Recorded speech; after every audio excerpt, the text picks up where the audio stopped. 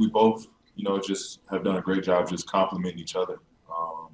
He's been all out driving, attacking, putting pressure on. They're bigs at the rim, and myself as well. When he needs a break, he needs a breather. Now I'm in attack mode, and I'm trying to give him a break. So I think we're just doing a great job countering each other,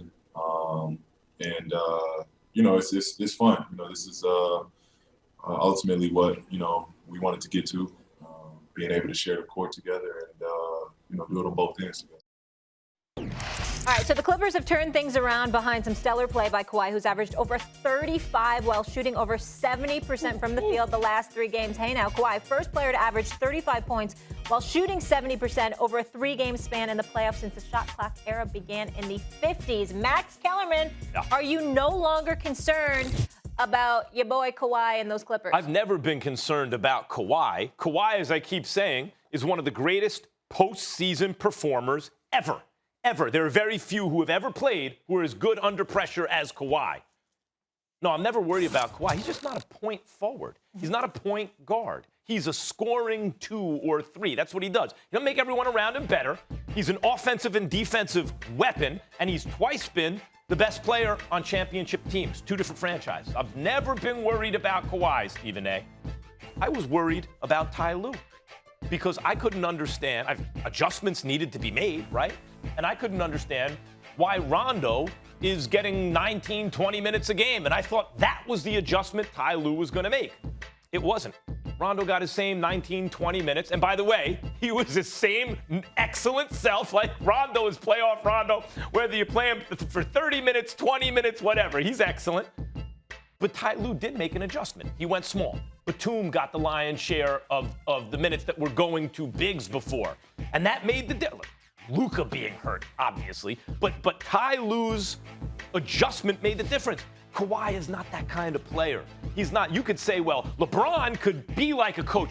That's not Kawhi. He's not a point forward. He's not going to run your offense. He's going to do Kawhi, which is basically never miss a shot and play great defense.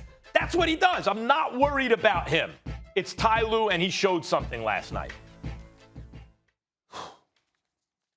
I was scared because I got love for Ty Lue and his coaching staff because I've known them for years. I was scared, and I love me some Paul George as a person just as much as a player. I was scared to death. Clippers about to get swept.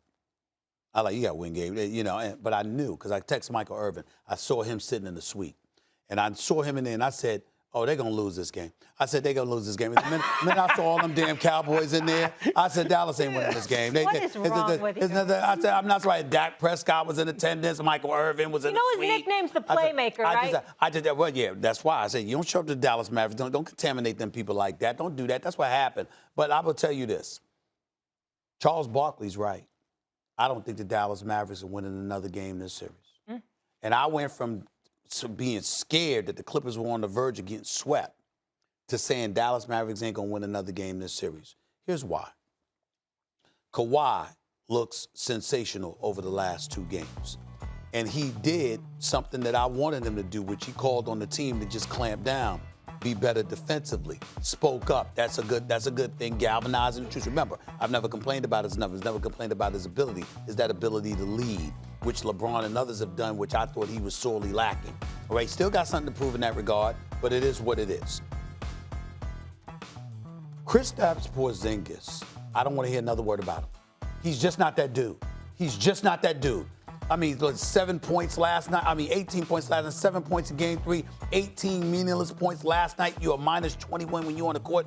Luka Doncic has nerve damage in his neck. I don't know how you get over that in the next week. Nerve damage in your neck. And I appreciated Charles. That hurts me, you just saying it. I appreciated Shaq giving him props for playing hurt the way that he did. We really should appreciate Luka being out there and really doing what he could do, whatever he could do. I mean, you could see it was a struggle for him to lift his head up. It was a struggle for him to lift his head up. He was hurting that bad, but he had no help. And then that brings me to Dallas. And anybody that knows me knows I go back a very long ways with Rick Carlisle, who I got a lot of love for. We've known Mark Cuban for years. We got a lot of love for Mark Cuban. He's a friend of this show. I got to say this about them. If you lose these playoffs, it will be 6 times in the last 10 years since you won the title, since you beat LeBron and D-Wade in Miami, Max, in 2010, 2011. It's been 10 years. This year, if you lose in the first round, it will mark the 6th time you've been bounced out in the first round. And the other 4 times you never even made the playoffs. I mean, damn. We just gonna sit there and just ignore that? I think we just gonna gloss over that? Over the last 10 years, 4 no appearances and 6 first round exits. And that's it. At some point in time, we got to sit up there and say, Rick Carlisle, Mark Cuban, what's up with that? Look, what's up with that? Thanks for watching ESPN on YouTube. For live streaming, sports, and premium content, subscribe to ESPN+.